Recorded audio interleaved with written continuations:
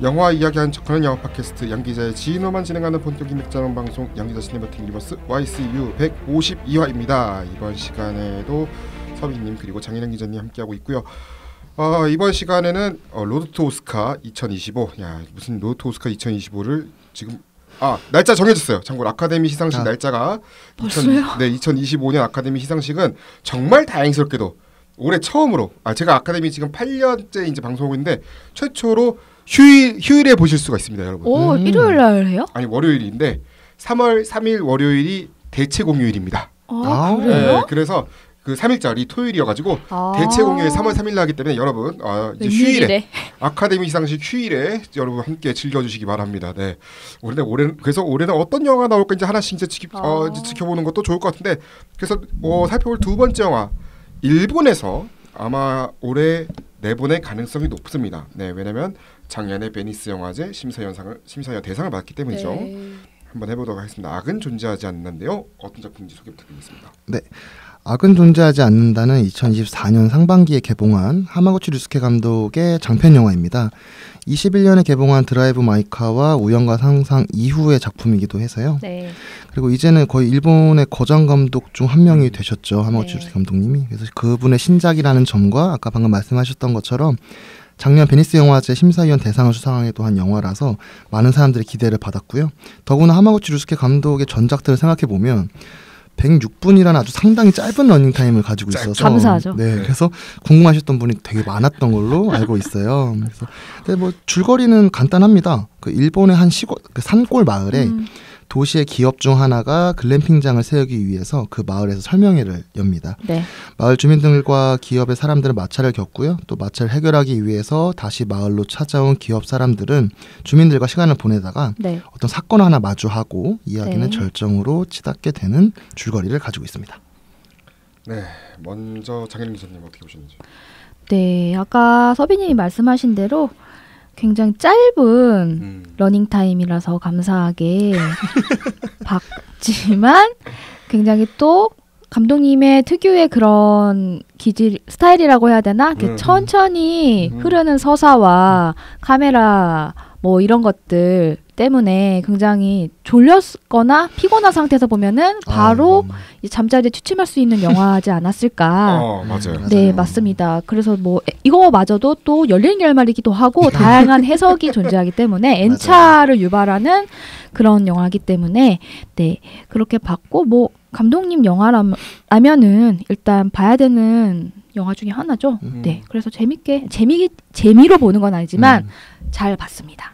저는 약간 이분이 이제 환경 영화도 이제 관심이 좀 네, 맞아요. 네, 맞아요. 저도 그쪽으로 얘기하고 싶었어요. 이제 환경으로 관심이 많으셨는데 특히 저는 이제 이게 좀 약간 공감됐던 이유가 저는 어린 시절이 아니고 이제 10대 때 이제 충주에서 한 10년 정도 살았으니까 이 충주가 이제 사실은 약간 그런 거예요. 상수원 보호구역입니다. 네.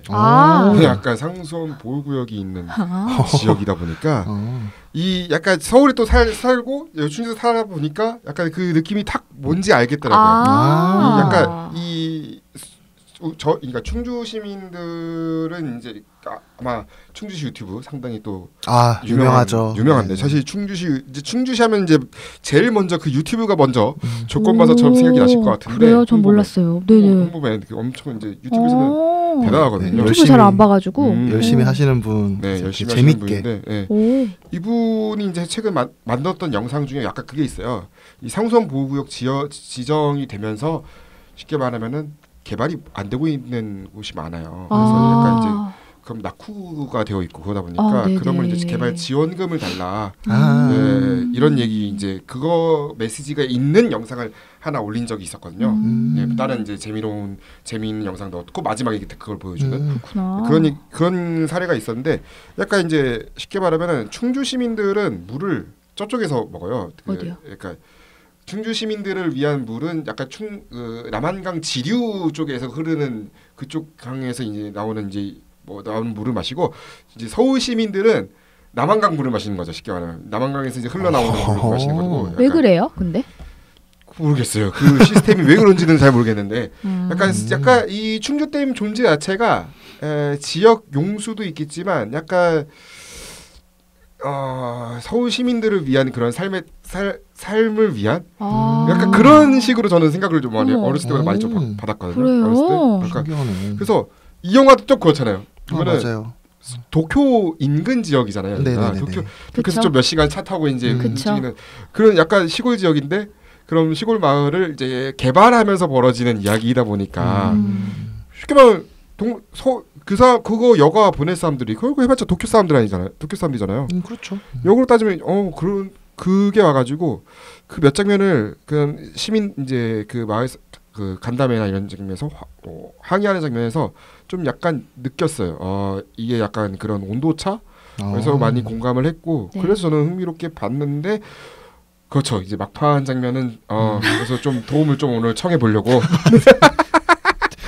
어떻게 보셨는지 좀 도움을 요청해 보려고 오늘 마지막 궁금해서 왔어요. 뭐 몇 시간 할 수 있죠. 그럼요. 네, 그래서 일단 서빈님 어떻게 보셨는지. 저는 작년 부국제 때 처음 보고 이번에 개봉하고 한 번 더 봤었는데요. 개인적으로 하마구치 류스케 감독의 최고작이라고는 할 수는 없고요. 개인적으로는. 근데 앞으로도 나는 언제나 하마구치 류스케 감독이 영화가 나온다면 만사 제끼고 찾아볼 거다라는 거에 대한 확신을 하는 순간이기도 했던 것 같습니다. 그러니까 일본 영화를 좋아하고 많이 즐기기도 하지만 저는 이제 하마구치 류스케 감독님은 일본의 이제 하나의 정말 대표가 됐구나 느끼면서 저는 정말 좋게 봤었어요. 네. 어떤 영화를 좋아하세요? 하마구치 류스케 감독님 거요? 아니면 하마구치 류스케 감독님이 쓴 각본도 있고 연출작도 있는데 제가 본 것 중에서는 드라이브 마이 카가 제일 좋았었고 근데 아사코도 좋았고 심지어 우연과 상상에서 그 세 가지 챕터 중에 첫 번째 챕터가 가장 좋았었고 그리고 해피아워도 저는 좋게 봤습니다. 대부분 좋아했어요. 모든 영화들을. 저도 대부분 좋아했던 것 같아요. 뭐 가장 낮게 준 영화가 거의 8점 정도니까. 그게 뭔가요? 우연과 상상이랑 이제 약간 그럴 줄 알았어요. 우연과 상상도 사실 좀 이게 오르락내리락이 좀 있어요. 그 세 가지 이야기 중에서도 편차가 있죠. 사실 두 번째 이야기는 별로 그렇게 썩 좋아하지는 않고 이분이 만들만한 이야기인가 싶고 두 번째가 교수님이랑 그 여자랑 만나. 첫 번째 이야기가 친구랑 그 모델 차 안에서 맞아요. 마지막이 중년 여성의 친구하는 그 이야기. 네, 약간 사람과 친구 사이 막 이런 느낌. 마지막이 전 제일 좋았어요. 마지막이 좋았어요. 맞아. 그래서 포스터를 맨 마지막 작품을 하지 않았나 하는 생각이 그렇죠. 그러네요. 맞아요. 그게 굉장히 우연과 상상이라는 제목에 잘 맞는 딱 맞는 에피소드 같기도 해요. 아무튼 그 이야기는 좀 이따 시간이 나오면은 다시 하기로 하고. 사실 그래서 이 작품은 이제 출발점이 있는데 이 작품의 출발점은 이시바시의 에이코 음악 감독, 이 드라이브 마이카 음악 감독인데, 맞습니다. 약간 이제 이게 라이브 공연 영상을 만들기로 했었는데, 그러니까 이게 이제 거기서 출발한 거죠. 라이브 공연 영상. 네, 맞아요. 그래서 처음에는 약간 무성 영화 같은 형식으로 만든 형식이 만들어졌는데 그러다 보니까 이 무성 영화 형식이 처음 거의 10분 가까이가 아마 대사가 없었던 걸로 기억나요. 네, 맞아요. 5분 동안은 정말 따라가기만 하고 5분 동안은 장작 패기만 하고 기억나. 거기서 이제 잠으로 가시는 분과 아닌 분이 갈릴 수 있죠. 사실 조금 힘들었어. 맨디에서 혼자 보고 있는데 그래. 맨디니 것도 화면도 멀어. 맨디니 것도 은근히 먼데 그래. 근데 심지어 저는 이제 스마트워치를 영화관 모드 해놓으니까 근데 영화 모드 할 때 슬쩍 이제 켜서 몇 분 되나 한번 보자. 그래서 일단은 체크해보려고 나름 이제 기사 써야 되니까 체크 한번 해보려고 맨디에서 이제 체크하면서 봤는데 그 5분 정도 나오긴 하더라고 진짜. 장작 패는 것만. 장작 패는 것도 그러니까 둘이 앞에서 10분 거의. 그랬구나. 그렇게 하고 있었는데 그래서 정말 이제 흥미로운 이제 감독님이 그랬는데 이전처럼 대사를 통해 영화를 전개할 수 없었던 것이 차이점이었고 이 프로젝트가 그래서 흥미로운 점이었는데 요걸 이제 하면서 순수하고 역동적인 방식으로 비주얼에 대해 생각할 수 있었고 이런 기회가 없었다면 나는 이제 이거를 접근하지 못했을 것이다. 미개척지처럼 느껴졌고 이 프로젝트 덕분에 이제 영화가 시작이 됐고 참고로 촬영은 이시바시 에이코 음악 감독이 실제로 살고 있는 지역 근처에서 촬영이 됐다고 해요. 네, 맞습니다. 그래서 뭐 친구 협력자 몇 명을 친구 소개해줬는데 그 친구가 약간 여기 나오는 그 도우미라고 해야 되나? 역할이 도움이라고. 누구야? 심부름꾼 말씀하시는 심부름꾼. 네네. 심부름꾼이 도움이라고 했네. 타쿠미 네네. 네네. 약간 심부름꾼을 약간 여기 캐릭터 주인공 캐릭터에 뚜렷하게 영향을 미쳤다고 해요. 약간 이분들은 약간 자연 전문가라고 하는 사람들이었는데 이 사람들한테 이제 자연을 인식하는 방법을 배웠고 네. 자연의 움직임이 어떻게 스며들어 있는지를 이해할 수 있게 되었고 네. 그래서 이런 이렇게 포착된 다양한 움직임과 변화가 에이코 음악 감독이 만드는 음악과 분명 조화를 이룰 것이다라고 이야기를 했어요. 사실 말씀하신 것처럼 이게 만들어진 계기 자체가 다른 프로젝트가 이제 하려고 하다가 이쪽으로 빠지게 된 것도 있기 때문에 네. 그래서 저는 딱 보고 평소 스타일이 아니구나라고 보면서 많이 느꼈었거든요. 근데 저는 사실 해피아워부터 보기 시작을 했기 때문에 그 전 작품들은 제가 볼 수가 없어가지고 지금 국내 플랫폼에는 없어가지고 못 보는데 그 이전 작품들? 네네네. 영화제 같은 데나 뭐 기획전 해야 볼 수 있죠. 그렇죠.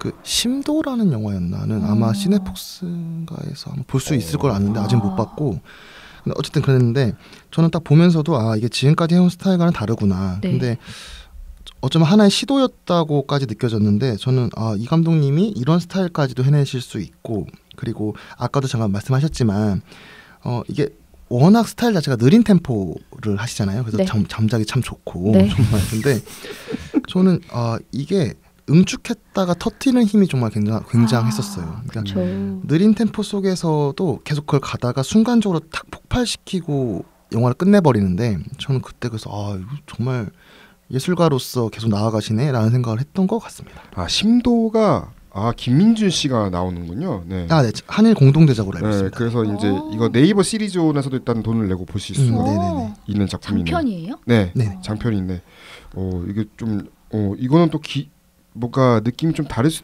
모르겠어요. 제가 지금 작품 정보만 보고 있는데 한번 찾아봐야겠네요. 네, 이게 아마 한국영화 아카데미랑 같이 제작을 하게 된 걸로 알고 있는데 느낌이 살짝 다를 수도 있겠다. 네. 결이 좀 다를 수도 있겠다는 생각도 좀 들어가지고 지금 어떤 작품이 나올지 한번 궁금하고 그리고 이 작품 이제 그러면 본격적으로 한번 이야기를 해볼 건데 캐릭터에 대해서 일단은 아까 제가 마을의 심부름꾼이라고 네, 타쿠미 역할의 오미카이토시에 대해서 한번 얘기를 해볼게요. 이 캐릭터에 대해서도.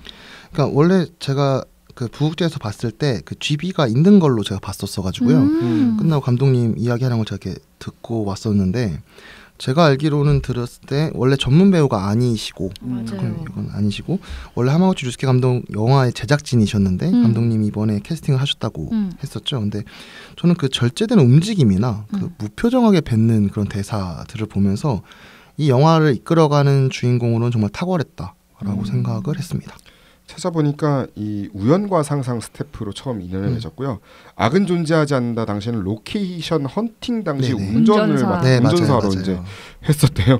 그런데 이제 약간 이 하마구치 현장 리허설의 대역으로 원래는 참여를 했는데 이제 감독이 약간 이분이 말을 하지 않아도 뭔 생각을 하고 있는지 궁금해지는 얼굴이 있어가지고 얼굴에 동물 특히 이제 살쾡이 같은 느낌이 있다는 걸 알고 캐스팅을 했다고 해요. 그래서 심지어 이 오미카이토시도 이 중편 영화를 찍은 경험이 있는 감독이래요. 파더라는. 그래서 근데 내가 한번 배우 입장이 한번 되어보고 싶다고 해가지고 제안을 수락했다고 합니다. 근데 저는 인상적이었던 건 장작을 상당히 잘 펴시더라고요. CG가 아니야. 깜짝 놀랐어요. 왜냐면 이게 CG라고 하면은 저도 이게 롱테이크잖아요. 장작 은근히 계속 봤는데 장작 펼 때 처음에 잘 펴길래 CG인가 했는데 약간 삑사리처럼 한번 딱 잘 못하는 게 장면이 딱 있더라고요. 이 롱테이크 중에 그거 CG가 아니다 확실히. 진짜 너무 잘 펴시더라고요. 그리고 그 방금 말씀하신 삑사리 났을 때 놀라지 않고 너무 일상적으로 한 행동이기 때문에 이렇게 하면 된다라고 하는 게 너무 자연스러워서 정말 놀라면서 진짜 자연스럽고 왜냐면 제가 이제 충주 살았다고 말씀드렸지만 사실 저희 가족이 원래 좀 시골 충주에서도 완전 산골 이제 이런 데서 좀 살았었어요 몇 년을. 근데 그래서 이제 진짜 화목 보일러를 떼고 그랬거든요. 근데 물론 장작은 거의 이제 사긴 샀지만 저는 이제 구경만 하고 아버지가 패는 거를 잠깐 볼 때 있는데 진짜 저렇게 패하더라고요. 근데 그거 보면서 정말 잘 팬다. 왜냐면 그 옆에 있는 그 이제 남자 직원 이거 패잖아요. 못 패잖아요. 그러니까 이제 대조가 확 되면서 맞아요, 이 사람이 맞아요. 엄청 잘하는구나 그걸 알 수 있었어요. 그게 확실히 느껴지는. 네. 갑자기 왜 장작 패는 얘기로 넘어가? 그래서 이제 어떻게 보셨는지 이 배우 이 배우요? 캐릭터나 이제 캐릭터요.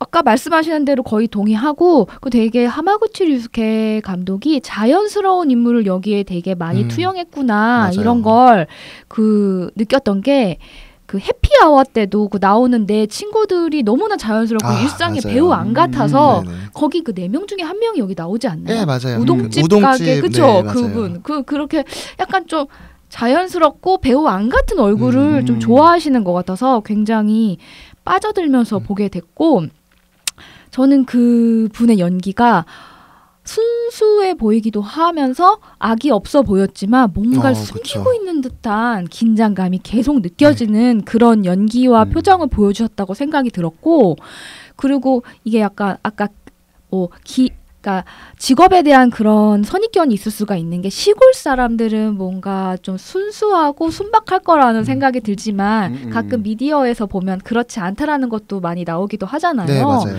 뭔가 외지인을 데리고 와서 외지인을 어떻게 하려고 하는 그런 것들도 있으니까 그런 관점에서 자꾸 보게 되니까 순수하지 않고 악의 있게 보였어요.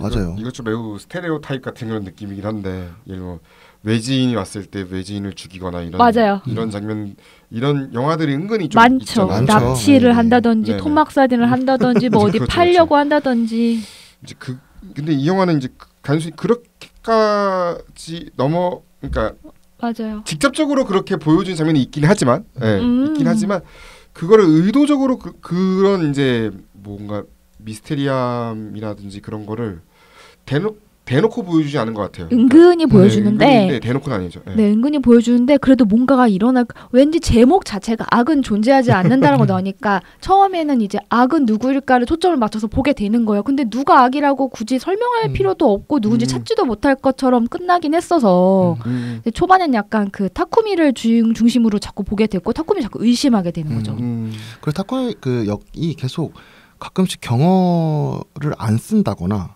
아 반말. 네, 반말을 한다거나 아니면 동계산을 잘못해서 깜빡한다거나 아니면 그 자기 딸을 데려가는 걸 잊어먹는다거나 까먹는다거나 그런 정말 뭐라고 해야 될까요? 방금 말씀하신 것처럼 그 순수하면서도 그 투박하고 뭔가 그 경계에 있는 듯한 느낌을 줄 때가 종종 있어서 더 재미있는 캐릭터였던 것 같습니다.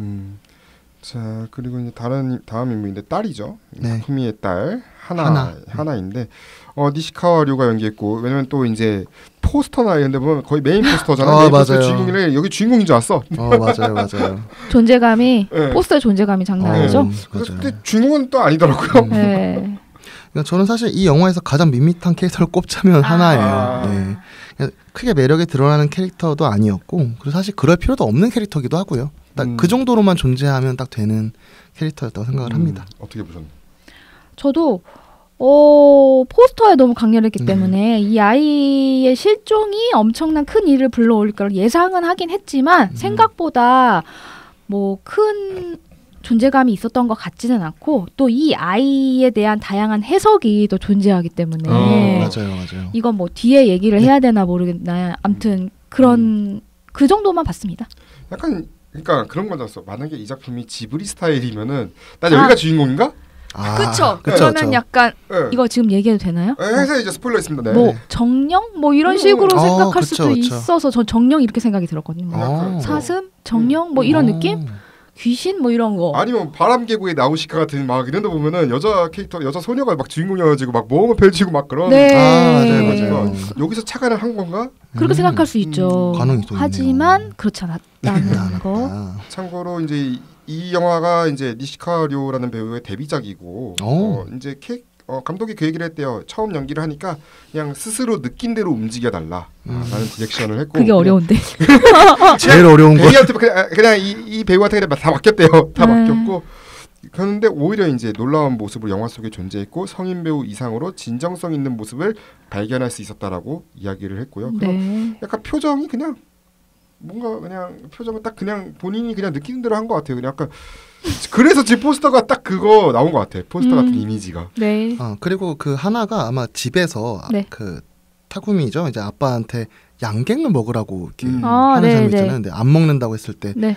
이렇게 뭐라고 욕을 하면서 그냥 완전 생욕이 아니라 약간 좀 험한 말을 하면서 넘어가는 뭐 바보라고 하나 뭐 이런 식으로 그랬나요? 간단한 게 오. 있었는데 그것도 되게 재밌었어요. 너무 자연스러워 보이고 재밌었던 캐릭터입니다. 그래도. 자, 그리고 다음 캐릭터 한번 살펴볼게요. 이제 어쩌면은 이제 갈등을 또 일으키는 존재입니다. 연예 기획사 매니저 타카하시 역의 코사카 류지인데 어떻게 보셨는지? 저는 가장 재밌는 캐릭터였어요. 저도 제일 인상적이었어요. 네. 어쩌면 진주인공이 아닐까 싶을 네. 정도로. 근데 저는 그 재밌다는 말이 단순히 유머러스하다는 걸 넘어서서 이 짧은 영화 안에서 가장 입체적으로 움직이고요. 맞아요. 그리고 그 움직임이 모두 이해가 돼요. 네. 관객한테 그게 다 이해가 되고 정말 그 사람 냄새 나는 캐릭터를 오랜만에 본 것 같아서 네. 저는 정말 좋았습니다. 매력적이었어요. 네, 정말 매력적이었어요. 그 특히 장작 팰 때 또 장장 나. 그러니까 왜냐면 이렇게 옷이 올라가서 이렇게 뱃살이 이렇게 나와요. 맞아. 네. 그랬어요? 맞아. 진짜 나와. 맞아. 근데 그거를 되게 아무렇지 않고 편하게 행동하는 그런 것들이 정말 그 사람 냄새 이렇게 나나 이런 생각하면서 봤습니다. 네, 그래요. 그렇습니다. 어떻게 보셨? 저도 가장 인상적인 캐릭터였는데 그 여자 직원하고 같이 차를 타고 아, 내려가면서 네네네. 이제 자기 살아온 얘기를 하잖아요. 그 씬이 너무 좋았어요. 너무 좋았어요. 그 하마구치 차 안에서? 네, 네. 류스케 감독이 운전을 못 한다고 그러나 실제로는? 근데 드라이브 마이 카는 차 씬이 있잖아요. 네네네. 그 차 씬 되게 많고 근데 그거 어떻게 찍었냐고 옛날에 봉준호 감독이랑 네, 대화한 걸 대담했었어요. 했는데 맞아요. 그거 되게 봉준호 감독이 차 씬 나 기생충 때 너무 어렵게 찍었는데 어떻게 찍었냐 했더니 자기가 직접 타가지고 여기서 찍었다 이렇게 얘기를 하셨는데 그렇게 하시면서 본인은 운전을 안 한다 못하는 면허가 없는 걸 좀 정확하게 모르는데 운전 안 한다고 하시니까 여기서 또 차 씬이 나와서 굉장히 즐겁고 재밌었는데 그 둘의 얘기를 자꾸 유심히 듣게 되는 그런 게 있더라고요. 이걸 엿보게하려는 구도도 있고. 네네. 맞아요, 어떤 맞아요. 둘이 이 연예 기획사 여기에서 오기 전에 무슨 일을 했었는지에 대한 전사를 거기 그 씬에서 다 들려주는데 그 여자 직원 이름이 뭐였죠? 타카하시? 아니죠. 마유주미가 그 전에 뭐 요양사였다고 그랬나요? 네네, 맞아요, 그런 맞아요. 얘기도 들을 수 있었고 또 여기 이 분은 타카하시인가요? 네. 이분이 옛날에 뭐 자기 사장님의 매니저였는데 네, 맞아요. 내가 이제 매니저를 그만두고 이제 이 일을 한다 그런 얘기하고 나도 이제 거기 내려가가지고 귀농 뭐 하는 것도 여기가 살까? 그런 것도 나 관심 있다. 나 여기에 뭐 관리자 네, 그거 네, 내가 네. 했으면 좋겠다 이런 얘기 진심 같았고 그건 진짜 진심 맞아요. 같았어요. 네 그리고 굉장히 배우 아닌 것 같고 맞아요. 네 그런 느낌이 너무 좋아가지고 마지막에 이 분이 이렇게 되는 장면이 나왔을 때 굉장히 놀랐고 맞아요. 네 안타깝기도 했고 약간 이제 이런 것 같아요. 약간 이분이 이제 도시에서 이제 귀농하는 이제 일반적인 케이스를 이제 보여주면서 이제 동시에 그 뭐라고 해야 될까요? 도시의 뭔가 자연의 속세? 속세 그 뭐라고 해야지? 뭐라고 해야지? 약간 뭘 원하시는 거예요? 부정적인 단어가 있는데 뭔가 속세에서 이제 뭔가 다 어두운 이미지 같은 그런 거 있잖아요. 네네 그런 기운이라든지 이런 게 이제 시골로 이제 옮겨지는 그걸 네. 끌고 간다고요? 네. 그런 사람 같다고요? 네, 그런 이미지적으로 해석을 할 수도 있겠다라는 생각도 들었긴 들었어요. 가능하네요. 네네. 그래서 마지막에 결말이 그렇게 될 수도 있겠다라는 생각도 좀 들어요. 그리고 지금 생각났는데 저는 그 장면 설명회 때 물 먹는 장면이 너무 좋은 거예요. 맞아요. 그 시골 사람들이 되게 물러서 우리가 연예기획사지만 돈 벌려고 국책 같은 거 뭐 보조금 받아가지고 대충 넘어가려는데 너무 똑똑하고 이래저래 조리 있게 논리적으로 얘기를 하는 거야. 근데 그런 거에서 준비 못해가지고 답변 못하고 멍하거나 이런 건 다음 회의 때 보완해서 오겠습니다 하는 게 너무 공무원스러운 거예요. 보통 이런 케이스 때는 이 정도 들었으면 대충 이제 알아들었지 이제 하면서 우리 한다 했는데 그게 아니잖아 보통. 네, 그 장면 너무 리얼했어. 완전 개무시하고 오려고 했던 건데 개무시 다 한 거죠. 네, 너무 물 먹는데 그 장면도 너무 통쾌하면서도 자연스럽고 그 얘기를 가지고 또 사장님하고 회의하고 또 다른 업체 그 컨설팅 에이전 다른 데랑 뭐 이렇게 줌으로 얘기하는 그 장면도 되게 좋았던 것 같아요. 생각해보면 그 이미지가 아까 전에 제가 속세 뭐 어쩌고저쩌고 얘기했지만 그게 왜냐면 거기 나오는 우동집 주인도 여기 온 사람 정착한 사람이잖아요. 이 사람은 뭔가 이미 자연과 어떻게 약간 자연과 조화로운 삶을 사는 방법을 이미 알아버린 그런 케이스였다면 여기는 그렇게 한번 온 거잖아요. 아무것도 모르고 그냥 나도 한번 살짝 해볼까? 무시하고 그냥 이러고 그래서 약간 차이가 있지 않는가라는 생각이 좀 들었어요. 그래서 마지막에 그런 일을 당했다. 험한 일을. 그런 식으로 해석해 볼 수도 있겠다라는 생각이 좀 들었어요. 만약에 지금 이걸 마지막 뭐야 하면서 고시 5분 결과 좀 이거긴 한데 그 이야기는 잠시 후에. 네, 이야기하고 그래서 이분은 정말 몇 년간은 활동을 안 했었대요, 이 배우가 자체가. 근데 이제 최근에 이제 이 작품으로 컴백을 했다고 해요.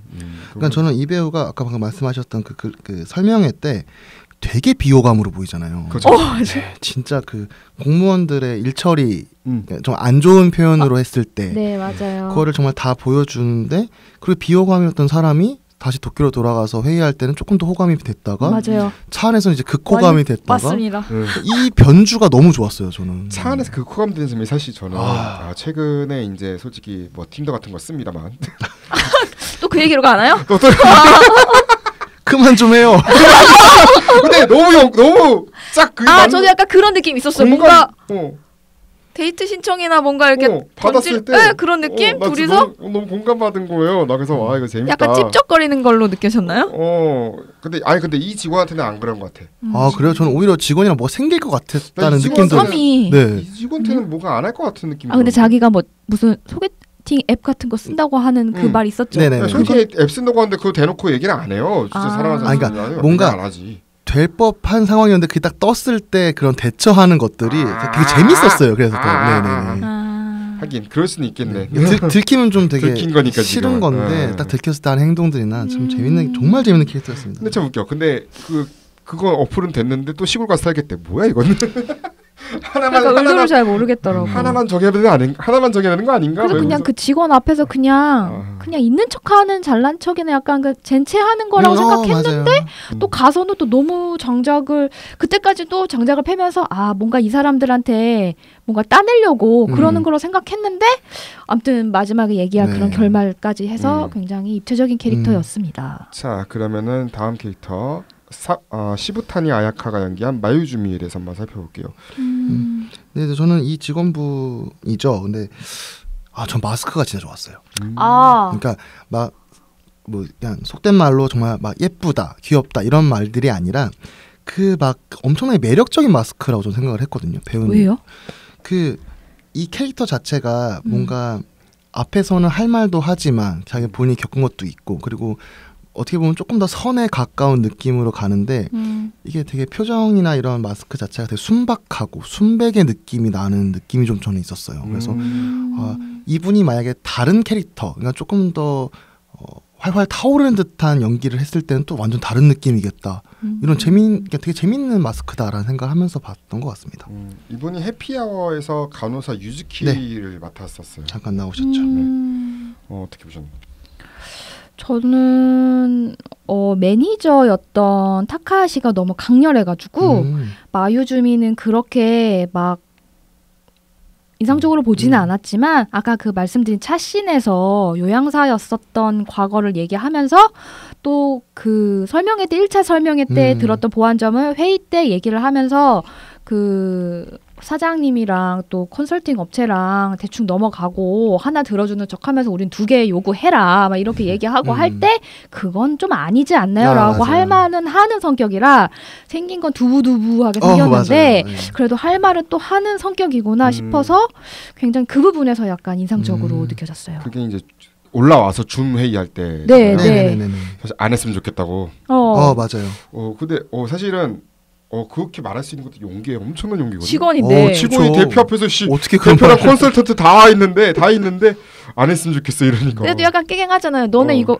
국책섭 이거 보조금이 있는데 너는 안 하면 이거 몇 달치 월급인 줄 알아? 근데 이거 안 하면 니네 월급 없어 하는데 거기서 현실적인 문제가 또 부닥치는 거죠. 그래서 그만둘까? 그게 막 그 생각도 있고. 그래서 차 안에서 얘기하잖아요. 여기 왜 왔어? 했더니 연예기획사에 뭐 더러운 걸 볼 수 있을 것 같아서 왔어요. 근데 진짜 어땠어? 했더니 정말 더럽네요. 정말 웃겼어요. 좀 웃겼어요. 할 말 다 아는 캐릭터. 그런 점이 좀 흥미로웠던 캐릭터였던 것 같아요. 왜냐면 그런 용기가 어느 정도 있지만 현실의 벽에 부딪혀버리는 그런 캐릭터였던 것 같고 이제 본격적으로 얘기를 해볼 것 같은데 일단은 결말 제외할게요. 결말 제외하고 인상적이었던 장면. 결말이 아마 제일 인상적일 가능성이 높기 때문에 결말 제외하고. 그럼 저는 그 인상적이었던 것들이 아까 제가 총평해서 말을 하려다가 이쪽으로 넘겼는데 네. 계속 그 얘기 나오잖아요. 차 안에서의 대화 이야기 나오잖아요. 저는 이 부분이 정말 좋았던 이유가 하마구치 유스케 감독님이 제일 잘하시는 거라고 생각을 해요. 이렇게 대화를 느린 템포로서 좁은 공간 혹은 한정된 공간 내에서 네. 만들어내는 걸 정말 잘하시는데 제가 그 부국제에서 GV 상영을 봤을 때도 관객들이 이 부분에서 제일 많이 웃었어요. 대화? 네, 아, 차 안에서. 그래서 그때 모더레이터 분이 감독님께도 이 부분에서 우리나라 관객들이 많이 웃었다 이런 네. 얘기 하기도 했었는데 저는 그 하마구치 유스케 감독님이 대화를 정말 잘 찍는 사람이라 생각을 해요. 그래서 근데 이번 영화에서도 제가 다른 스타일이라고 했지만 정말 어김없이 본인 장점을 다 드러내고 너무 훌륭하게 발휘했다고 생각을 합니다. 일단 하마구치 류스케 감독이 연기 연출 같은 경우는 이제 매번 또 동일한 방식으로 이제 진행을 한다고 여러 차례 이제 반복적인 리딩을 거듭하고 네. 대사나 행동 반복해서 배우들이 스스로 그 역할에 적합한 사람임을 이야기하는 게 먼저라고 하고 그러다 보면 이제 배우가 어느 순간에 자발적인 움직임을 한다는 거죠. 네, 그걸 하게 되고 그 사실 이 작품은 이제 해피아워나 네. 뭐 드라마이카처럼 연극이나 아니면 뭐 그런 움직임 수업 같은 게 없긴 하잖아요. 네. 아 없죠. 네네. 없는데 그 대신 장작이 대신하지만 아무튼간에 네. 그렇기 때문에 이제 이런 자발적인 움직이는 순간을 목격하게 되면은 그 상태에서 이제 촬영을 시작했다라고 네. 자연스럽게 그렇게 얘기를 했다고 합니다. 그리고 감독님이 자기가 약간 쑥스럽지만 그 대사가 되게 많은 특징이 좀 미안하다는 식으로 얘기하더라고요. 근데 자기도 어쩔 수가 없는 게 캐릭터를 심층적으로 이해할 수 있는 게 대사뿐만 없어서 그랬다고 했는데 이번 영화는 무성 영화를 만들기도 했고 그렇죠. 네, 그런 것도 있고 거기에 출발점이 음악이 또 대신하는 것도 있기 때문에 대사량이 되게 적은 영화였던 것 같은 느낌이 있어요. 맞아요. 적죠. 상당히 적죠. 네. 전작들에 비하면. 네. 그리고 일본에서는 그 하마구치 감독님의 연기 지도 방식 때문에 네. 하마구치 메소드라는 말도 있다고 하더라고요. 근데 메소드. 감독님은 좀 별로 안 좋아한다. 왜냐하면 그러니까 원래 있던 방식이기도 하고 그렇죠. 내가 만든 게 아니다 이러면서 그치, 약간 좀 그치. 하시는 것도 말이 있다고 합니다. 왜냐면 뭐 스타니슬랍스키 때부터 공부하기 있었던 건데 왜 이게 같이 내일까지 붙여가서 해야 돼? 메소드에 무슨 배우 수업 때 나왔던 그런 것들이라서 어쨌든 근데 그렇죠. 저는 또 인상적이었던 거 하나가 참 특이한 트래킹 샷이 계속 나와요. 그것은 네. 네. 저는 계속 눈에 밟혔던 샷이었는데 자동차 후미에 카메라를 두고 찍은 듯한 샷들이 있었죠. 그렇죠. 그래서 타쿠미가 하나를 데리러 학교에 갔다가 돌아오는 길에서 네. 한번 나오는 것 같고 그리고 하나가 사라진 뒤에 이제 그녀를 찾는 사람들의 차에 한번 붙였던 것 같은데 네. 저는 이게 이 영화가 이야기하고자 하는 바랑 정말 잘 맞닿아 있는 방식이라고 생각을 합니다. 그러니까 이거 그냥 개인적인 해석이지만 네. 사실 이 샷 자체가 결국 앞을 바라보는 것이 아니라 흘러간 뒤를 보는 거잖아요. 그렇죠. 그러니까 어쩌면 이런 행위는 후회나 미련 같은 것들을 보여주고 준다고 1차적으로 볼 수도 있지만 근데 조금 더 확장을 하면은 네. 일어난 일들의 결과들이 만들어내는 것들이 있잖아요. 네. 그런 것들을 보는 방식이라 생각을 하거든요. 그러니까 흘러간 뒤의 것들을 보여주는 방식이라서 이게 이 영화의 핵심과 좀 맞닿아 있지 않나라는 생각도 해서 되게 좀 인상적이었습니다. 흘러간 뒤 하니까 이제 이 영화에서 계속 나오는 대사긴 하잖아요. 네네. 상류에서 인물이 맑아 아랫물이 네, 맑다. 그렇죠. 하류 넘어간다. 네. 있죠. 어쩌면 그것랑도 연관이 지을 수도 있겠네요. 계속해서 그런 식으로 대사나 장면을 네. 그리고 지금 말씀 중에 떠오르는 생각이 이런 거랑 겹쳐서 이제 미래 세대에 대한 환경 문제에 대한 거론도 있기 때문에 그렇죠. 자기들이 이제 없어지고 자기네들이 망쳐놓은 글램핑장을 뭐 중심으로 얘기해 보면 그 뒤에 살아갈 사람들에 대한 이야기. 그렇죠. 그다음에 내가 죽고 나서 그 다음 세대 하나 그 다음 세대가 살아갈 그 인류에 대한 이야기를 계속 얘기하는 게 아닐까라는 생각이 갑자기 들었어요. 어떤 장면 보면 그 결말 이전 결말 말고요. 네. 설명회 때 주민분들이 굉장히 다양한 입장에서 맞아요. 직원들한테 문제점을 지적하는 게 굉장히 좋았어요. 그리고 콘크리트 유토피아나 우리나라의 또 아파트 관련된 거 나오는 그 드림플리스라는 데 거기도 보면 비슷한 설명 그건 비슷하진 않지만 그 주민들이 이제 대책회의를 하는 장면이 있는데 그런 거를 많이 연상이 되더라고요. 회의 같은 거 하다 보면 또 우리나라는 또 이제 이 문제 말고 뭐 재개발이라든지 그렇죠. 뭐 그런 거 관련해 가지고 설명회들이 많잖아요. 이렇게 되면 이제 그런 장면이 겹쳐지면서 굉장히 또 일본스럽구나 이런 생각도 맞아요. 들고. 그걸 확실히 느껴진 게 진짜 격양돼서 감정적으로 움직이는 사람이 한 명밖에 없었어요. 그 안경 끼고 네네. 머리 탈색한 네네. 남자분. 네, 그분 말고는 다 뭔가 조곤조곤하면서 할 말 다 해. 네. 다 그분만 논리적이고. 흥분했고. 논리적으로. 그분은 막 반말까지 하면서 나이도 어려 보이는데 막 너가 그러면 막 이렇게 맞아요. 반말하는데 되게 위협감이 들었지만 나머지는 다 조근조근 할 말 다 하는데 그래서 설득 당한 것 같아. 그 여자 직원은. 네. 그리고 그 방금 말씀하셨던 안경 끼고 그 배우 캐릭터는 되게 네네. 애초에 핀도가 나가 있잖아요. 그렇죠. 앉아 있는 자세부터가. 딱해요. 네, 그런 면도 있었던 것 같아요. 저는 그리고 그 아까 처음에 얘기 나왔던 한 10분 정도 되는 기다란, 그러니까 5분 정도 나눠서. 그렇죠. 5분. 근데 그게 오프닝과 엔딩에서 똑같이 사용이 되죠. 그러니까 네. 나뭇가지를 보여주는. 네네. 저는 그 장면 정말 좋았었고, 또 하나는 이게 또 장장 얘기를 할 수밖에 없는데 장작 장장보다는 얘기. 저도 네. 장작 얘기 할 거니까 말 못하겠어요. 네, 왜냐하면 그 나뭇가지 이렇게 쭉 다 보여주고 났을 때 타구미가 이제 작업을 하는 게 나오잖아요.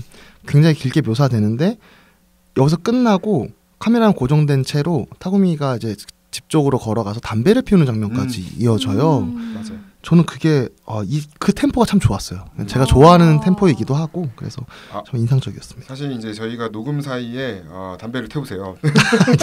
딱 그런 느낌이야. 일 다 하고 그런 거를 일 다 했잖아. 일 다 했으니까 안 피는 거지 이제 그런 느낌. 그런 느낌에서 좋아하신 거 아닌가 생각 좀 들어가지고. 공감. 네, 공감이 많이 되긴 합니다. 그렇죠. 자 이제 그러면 일단은 요거 먼저 할게요. 작품이 제목이 주는 의미부터 한번 볼게요. 그럼 악은 존재하지 않는다부터 왜 악은 존재하지 않는다로 이름을 지었을까 생각해 보는 거죠. 그럼 자, 누구부터 들어갈까요? 제가 먼저 할게요. 저는 깊게 생각은 안 해봤고 일단 되게 역설적인 제목이라고 생각을 했어요. 자연은 인간이 이제 지구라는 거가 생겨나기 전부터 있었는데 좋든 싫든 공존할 수밖에 없기 때문에 악은 어디 하나 있고 어디에도 없다. 이런 중의적인 말일 수도 있겠고 또 자연의 입장에서 보면 인간이 악으로 설정되지 않았나 싶어요. 왜냐면 인류는 지구의 나이로 따지면 그걸 24시간으로 환산하면 굉장히 네, 맞아요. 그 자정으로 다음날로 넘어가기 정말 짧은 시간에 나타났는데 지금 완전히 파괴를 해서 지구 혹은 자연의 입장에서는 굉장히 리셋해도 이상하지 않을 정도로 맞아요. 되어 있잖아요. 만약에 지구나 자연을 인간화 해가지고 설정을 해본다면 그 입장에서는 인간이 되게 악으로 규정되지 않을까 그런 생각이 들어서 지구의 분노, 지구의 무슨 복수 이런 느낌이 들으면서 환경적인 부분을 많이 생각하게 되더라고요.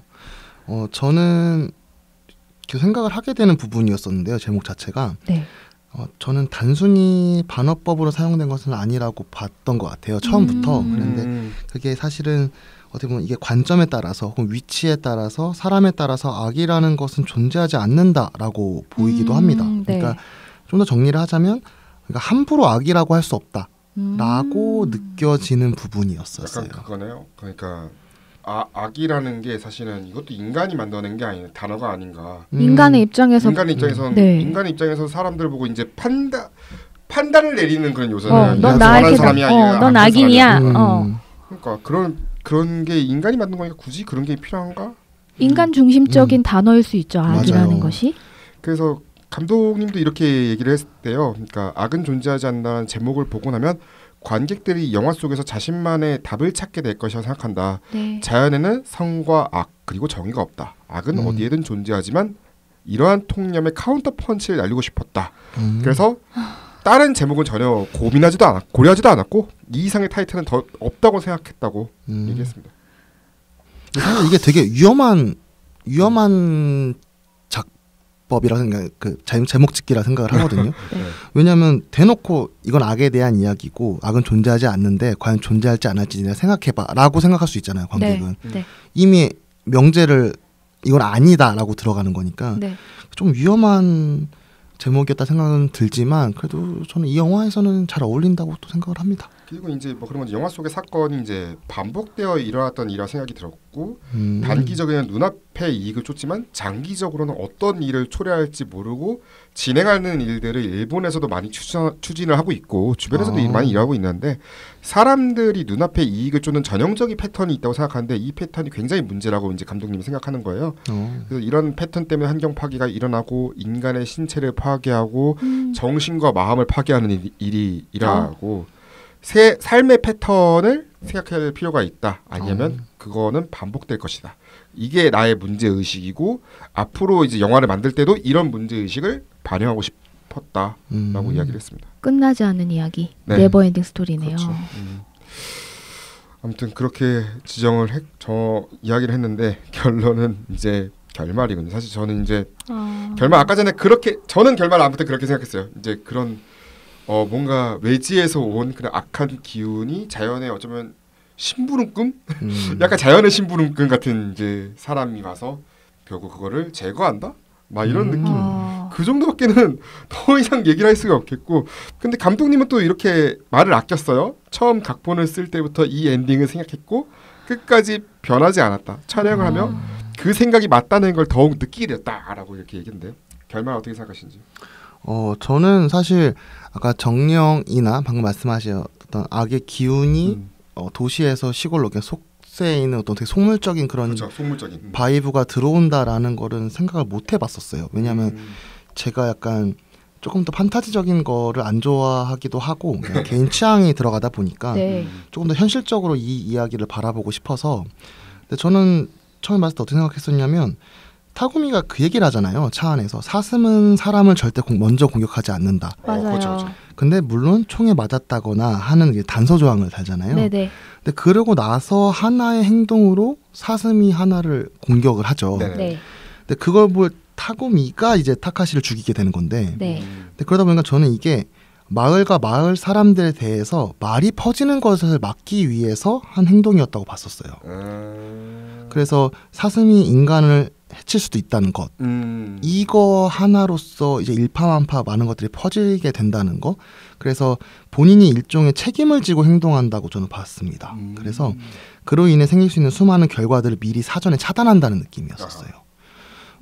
그래서 상류에 사는 사람은 책임을 져야 한다는 말과도 연결되는 것 같기도 하고, 아까 제가 말씀드린 트래킹샷과도 연결되는 것 같기도 해서 그렇게 저는 바라봤던 것 같아요. 그러면 그 마지막 장면은 좀 몽환적으로 연출이 됐는데 뭐 안개 같은 게 그건 현실에서 실제로 일어난 일이라고 생각하신 거예요? 저는 안개도 충분히 일어날 수 있다고 보는 게 충주하면 안개. 맞아요. 네. 네. 근데 저는 그 부분은 사실이라고 다 생각을 하면서 봤던 것 같아요. 사슴이 특정한 일 생기게 되면 사람을 공격할 수 있기 때문에 글램핑장이 들어오지 못할 수 있기 때문에 하여간 그것도 단서가 되는 게 왜냐면은 저도 이해가 되는데 그 사슴 울타리 얘기하잖아요. 네네. 그걸 어떻게 칠 거냐. 어떻게 칠 거냐. 3m 치우면 된대. 그러면서 거기 있는 사람들은 뭐가 되냐 이런 식으로. 그리고 거기가 사슴이 다니는 길인데 거기를 네. 뭐 이렇게 하면 어떻게 되냐 뭐 그런 얘기를 나오는데. 근데 저는 그 부분은 저도 잠깐 헷갈리는 부분은 뭐냐면 그럼 과연 타구미가 이거를 막은 이유가 글램핑장이 들어오고 싶은데 말이 퍼져서 이게 엎어질까봐 이렇게 행동을 한 건지 아니면은 정말 글램핑장에 들어오는 게 싫은데 그것과 관련해서 이렇게 행동을 한 건지는 저도 그건 의문이에요. 저는 그게 궁금했었는데 그것도 의문이라고 하시니까. 근데 생각을 해보면은 타구미가 행동하는 것들이 만약에 글램핑장을 정말 반대를 하고 들어온 게 싫었다면 애초에 이 캐릭터상 이렇게 행동 안 했을 것 같아요. 이게 안 만나줬을 것 같아요. 아예 기회도 안 주고. 자기가 신부름꾼으로서 하는 행동들, 그냥 글램핑장 뭐 관리인을 맡아달라거나 이런 것들을 그냥 다 거절해버리고 아예 글램핑장과는 관련 없게 지냈을 것 같은데 네.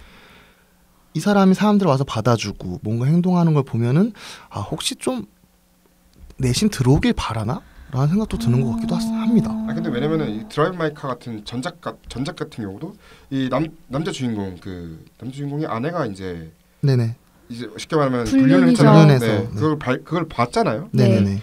그걸 약간 이제 그것 때문에 고통을 받았고 그걸 견뎌내기 위해서 이제 견뎌내는 과정 중에 이제 글로 간 거잖아요. 네네네.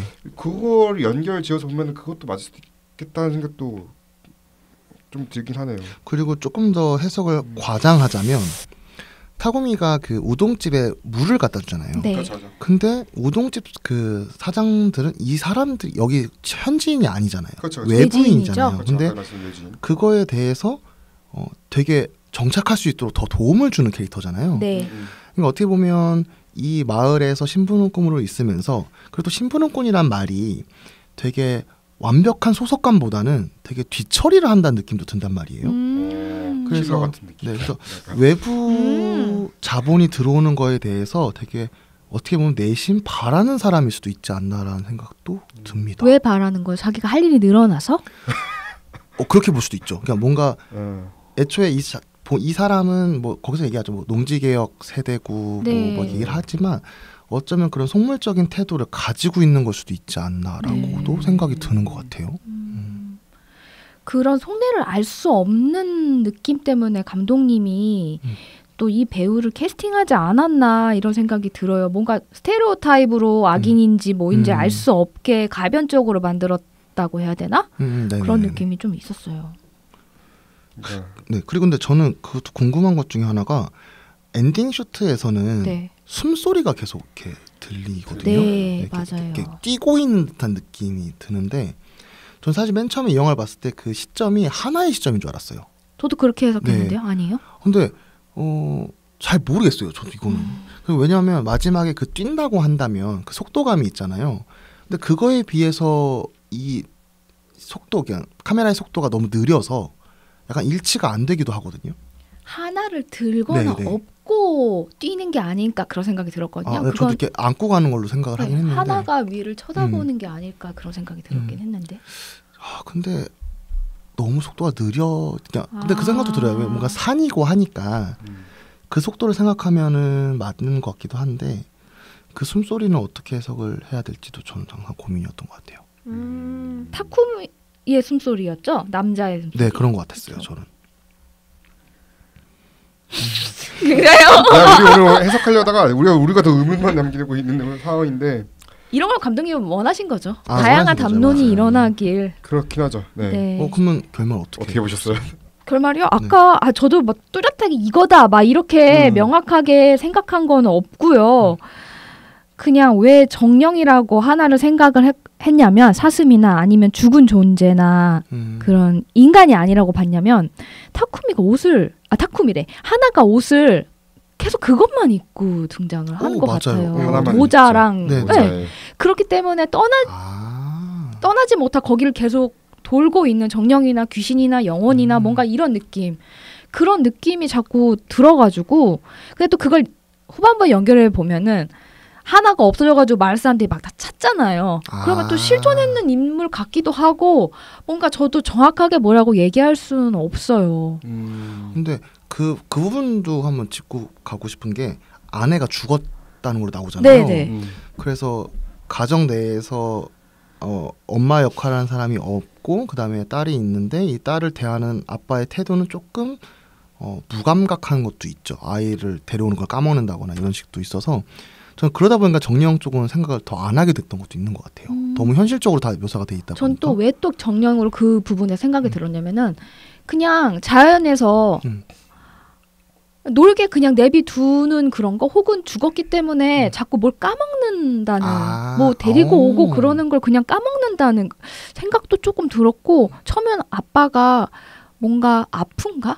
막 이런 맞아요. 생각도 조금 네네. 들었거든. 자꾸 까먹길래. 건망증 얘기 네. 나오는데. 근데 또 보면은 뭐 교육에 신경을 쓴다거나 그런 건 아닌 것 같아서 네. 자유롭게 자연을 탐구하고 또 하나가 그런 걸 좋아하니까 그냥 내비두는 것 같기도 하고 또 잃어버렸다고 생각이 들었지만 뭐 잘 가는 길이 있고 아빠는 언제나 걔를 찾으니까 그 숲은 그냥 놀이터 이런 생각이 들어가지고 그냥 뛰놀게 해주는 거라 생각이 들어가지고 아니면은 네. 자연이 있잖아요. 지금 저희가 인간 자연 이렇게 얘기하잖아요. 인간 자연. 네. 근데 또 흥미롭게 보면 트래킹 숏을 보는 시점이 하늘이잖아요. 네. 네, 그렇죠. 하늘 또 하나의 상위 관점이 아닐까 하는 생각도 있는 거죠. 그러니까 하늘은 우주잖아요. 이렇게 보면. 그러니까 인간, 자연 그 상위 개념의 우주. 그렇다고요? 네, 그런 식으로 초자연, 완전 초자연적인 존재.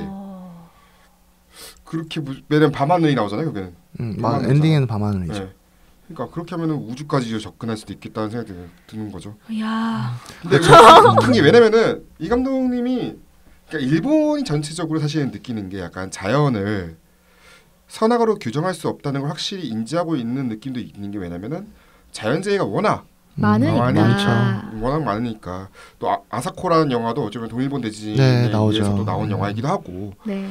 그런 시점에서 봤을 때는 이 자연이라는 게 어찌 보면은 그러니까 옛날부터 전에 내려오는 거잖아요. 뭐 지진은 매기가 꿈틀거려서 있죠. 이러한 현상으로 네네네네. 된 거다, 막 이런 식으로 된 것처럼 그런 게 계속 일본인들에게 영향을 받은 게 이 감독님한테도 영향이 분명히 받지 않았을까 하는 생각 좀 들어요. 저는 근데 그 숏에서는 하늘보다는 전 나뭇가지에 좀 더 초점이 나뭇가지. 맞춰졌었거든요. 그러니까 그래서 아마 확실히 아는데 그 초반에 크레딧 같은 거 올라올 때, 그러니까 초반에 그 배우들 이름 올라오잖아요. 네. 그 모양이 나뭇가지랑 흡사하다는 이야기를 제가 어디서 들었던 것 같아요. 배치가 그랬나 그랬던 것 같은데, 근데 저는 이 나뭇가지라는 것도 계속 이렇게 사람과 사람을 이렇게 엮는 듯한 느낌이 들었거든요. 연들이 다 엮여 있는 듯한 느낌. 그러다 보니까 도시랑 자연에서 사는 사람들, 그래서 사람들의 초점을 맞추게 되는 것 같기도 하고요. 그래요. 상당히 또 복잡한 이야기를 하고 있는데 그래서 사실 이 영화가 마지막 보면서 하고 멍하고 하다가 다 나오게 맞아요. 됐어요. 못 일어나요. 쉽게. 뭐야 이거? 그래서 맨 처음에 부국제에서 봤을 때 제가 뭐 잘못 봤는 줄 알았어요. 그 이제 딱 그 사슴 총 맞은 거 보여주고 하나 보여주고 그다음 목 조르고 그다음에 이제 넘어가잖아요. 그래서 하늘 계속 나오고 네. 트랙이 뭐예요? 내가 뭐 놓쳤나? 그래서 내가 혹시 뭐 잘못 봤나? 뭐 이런 생각도 했던 것 같아요. 처음에는. 전 시사회 끝나고 옆에 계셨던 분이 뭐라고 해석해야 돼요? 저한테 물어보더라고요. 처음 보는데 저도 뭐 본인의 입장 관점에서 다양하게 해석할 수 있을 것 같은데요. 막 이렇게 그냥 얘기하고 넘었는데 이러고 가시더라고요. 맞아요. 부국제 반응도 되게 그랬어요. 끝나고 나서 끝났어? 이런 반응이 되게 많았어요. 네, 주변 사람들이 제 주변. 그러니까 그런 거예요. 이게 하마구치 스케 감독의 약간 아바타 느낌일 수도 있을 것 같아. 아바타. 약간 아바타도 사실은 뭐 그런 게 있어요. 네이티리가 그 제일 그 유명한 대사. 근데 자연은 선한 편도 악한 편도 편드는 게 아니고 그냥 균형을 맞추는 거다. 거기가 이제 전형적인 그 아바타의 중심 사상 중에 하나잖아요. 맞아요. 에코 페미니즘 사상이 약간 이 아바타에 짙게 깔려 있거든요. 이것처럼 아마 하마구치 스케가 중심적으로 만들면 결국 균형을 잡는 행동을 보여주는 것도 아닐까 하는 생각도 좀 들긴 했고. 네, 균형이라는 단어도 전 좋은 것 같습니다. 뭔가 악이라고 왜냐면 선악 이렇게 하면 무조건 저는 생각나는 작품 딱 하나예요. 스타워즈. 선과 악이 일단 뭐 선과 악의 뭐 밸런스를 잡는 게 포스다 막 이런 식이잖아요. 나오죠. 네, 그러니까 이런 선과 악 그러면 자연. 이런 식으로 생각하면은 이 작품을 보시기에 좀 흥미롭지 않을까 하는 생각이 들고요. 사실은 여러분이 만약 댓글을 남겨주셔서 여러분들도 좀 어떻게 보셨는지 한번 들어봤으면 하는 그런 시간이 되겠고요. 자, 저희가 다음 시간에는요 메이 디셈버 이번 아카데미 시상식에서 각본상 후보에 올랐던 메이 디셈버 이야기를 들고 오도록 하겠습니다. 지금까지 양 기자였습니다. 청취해주신 여러분 대단히 감사합니다. 네, 감사합니다. 감사합니다.